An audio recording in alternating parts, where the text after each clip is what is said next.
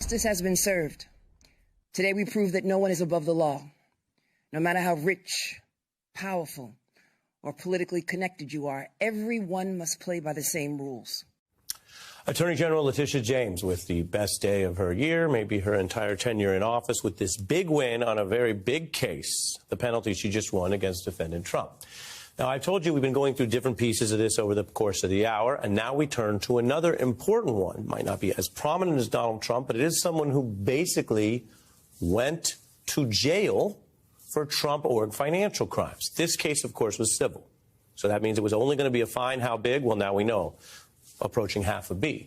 The former Trump CFO, Alan Weisselberg, so the top chief financial officer of the Trump organization, was found liable today for a new $1 million fine and barred from being a leader in New York business for 3 years. He's also permanently barred from financially controlling any company in New York. Now, Weisselberg was famously marched in handcuffs into jail because of his separate and related but criminal proceeding where he pled guilty to tax fraud. He is all over today's damning decision. The judge finding the Trump Organization controller admitted that Weisselberg, on more than one occasion, asked him to commit tax fraud. I mean, that alone, just imagine, there's a lot going on, but if you just imagine that alone was about some other politician, some Republican or Barack Obama. The guy goes to jail. The guy works for the politician, the former president in this case. And then the guy is caught in another judgment asking other people, hey, come do crime with me.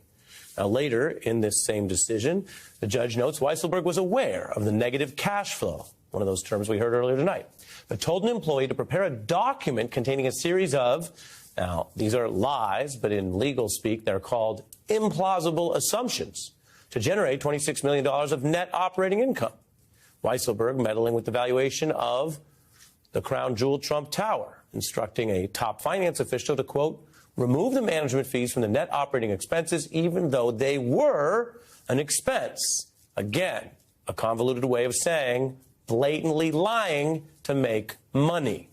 We're back with our entire investigative panel here of experts. I go to you first because both in accounting and in law, something we collectively know a little bit about, there's a lot of diplomacy. There's a lot of jargon. There's a lot of fancy terms. I say lie, and I wouldn't have said it before the case was proven.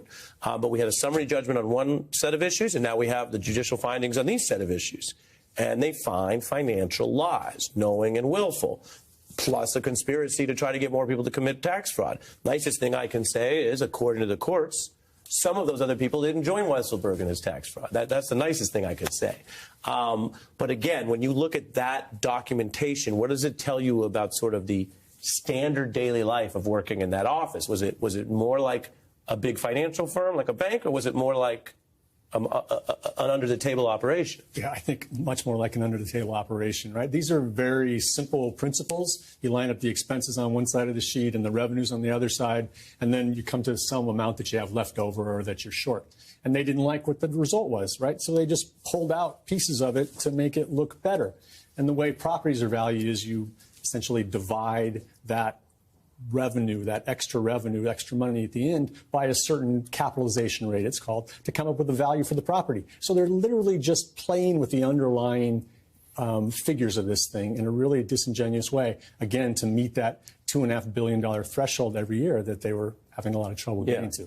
I want to look at why this may matter. Again, there's a lot been going on. I'm just going to assign positions. So it's like law school, Christy. I'm going to give you, it matters.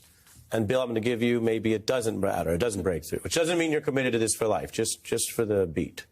But I'm going to show you something we put together today because I was talking, again, I like to be transparent. I'm talking to the great team of journalists I work with saying, how does this contrast to the other stuff? And people are tired and there's legal news every day.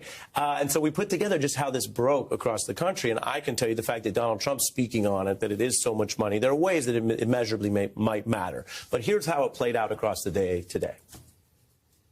It is a big number. It is a staggering number. In fact, it is a record number. Judge Arthur Engoron deciding that Donald Trump is liable for $350+ million. This is a major gut punch, as we all well know, to Donald Trump to his legacy. She's got a big chunk of change here if this ends up actually not being overturned on appeal. To even say it's a body blow may be an understatement. And this is all about Donald Trump, the difference being that this is really bad news for him. Because the court has done everything short of ordering that Trump be thrown into a wood chipper. The size of this fine and the level of sanctions here is breathtaking. So this is really a decision that will cause a lot of pain. Christy, how does it matter? I think it matters in a lot of ways. I mean, Donald Trump's whole image is about being this incredible businessman and also very tied up in being all about New York and the symbol of New York and Wall Street thriving. And this really puts the lie to that and shows that, no, in fact, his company was a mess. And not just was, is currently a mess. That's why this independent monitor has been extended for 3 years, because she put out a report just a few weeks ago that there are all kinds of errors still in their financials. There are all kinds of inconsistencies and problems in their disclosures. And so now not only does he need a monitor, they're actually going to, for the first time, have a compliance officer. They don't have a compliance department at this company. And so he's going to have babysitters. The person who has the art of the deal now needs a babysitter to basically go through and make sure that they are doing things appropriately and reporting appropriately. I think it just totally changes his image. And Bill, why would one argue that it doesn't matter that much? In 2016, I was involved in various failing efforts to stop Trump for the Republican nomination before he got it wrapped up. And one thing we stumbled across was the Trump University stuff, which maybe you all reported on it, but everyone, a lot of people, which is, I mean, absolute defraud, in my opinion, total con man, defrauding people who didn't know better, people who didn't really understand what they were sending in their checks for, promised things he didn't deliver, et cetera, et cetera. And there's just many Trump businesses were like that, right? You know, the ones that were consumer facing, so to speak. Incidentally, it's funny that he never got convicted for any of those things, right? He has a couple of consent agreements, I think. It's sort of, you do, not to sound like some new left-wing Bill Kristol, but, you know, shouldn't he get, I don't know, he's defrauding Deutsche Bank here or something, which is not really, I mean, Deutsche Bank can take care of itself. They have lawyers, you know. And the poor Chinooks who send in the $22,000, because this is going to get you a great job, they seem not to have gotten much protection from the legal system. So if one wanted to be slightly anti-capitalist, anti the legal system, one could be, I suppose. But more importantly, it didn't work at all. We had good ads. We put up these ads in primary states. The Trump University stuff, it's really outrageous. And there are people on the record. It doesn't always break through just because it should. Exactly. Well, this trial, of course, the culmination of many rounds of defeats for defendant Trump. Donald Trump once again in a courtroom with the fate of his business empire now on trial. I decline to answer the question. The 2019 Statement of Financial Condition contained false and misleading valuations and statements. Is that correct?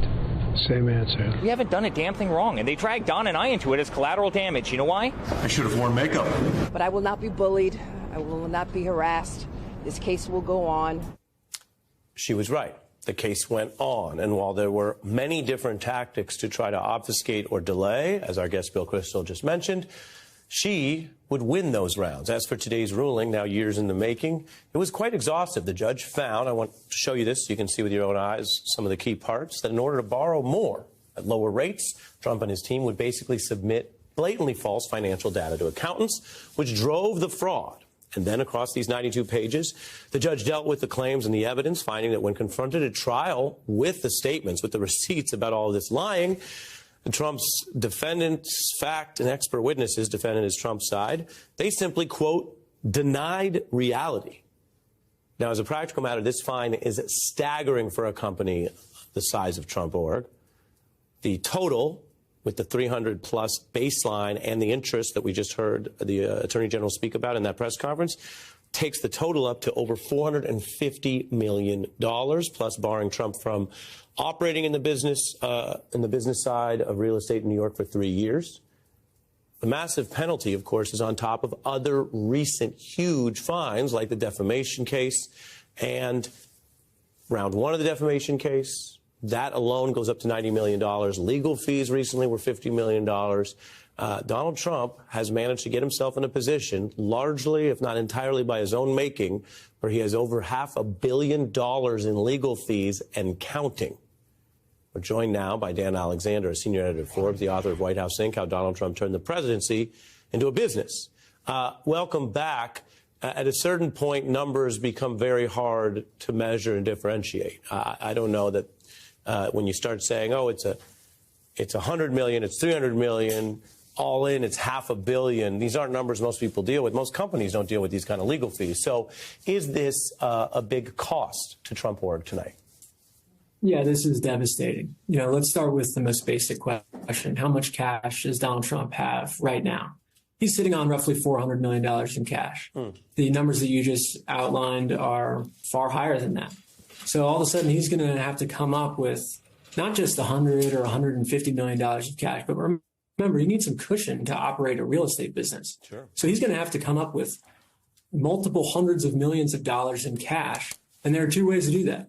One is you borrow against your current assets. Now, one part of this ruling that is really problematic for Trump is that it bars him from borrowing from New York chartered financial institutions for 3 years. So taking out those sort of enormous loans against assets is not going to be as easy for him as it would be for any other developer who owns the exact same assets.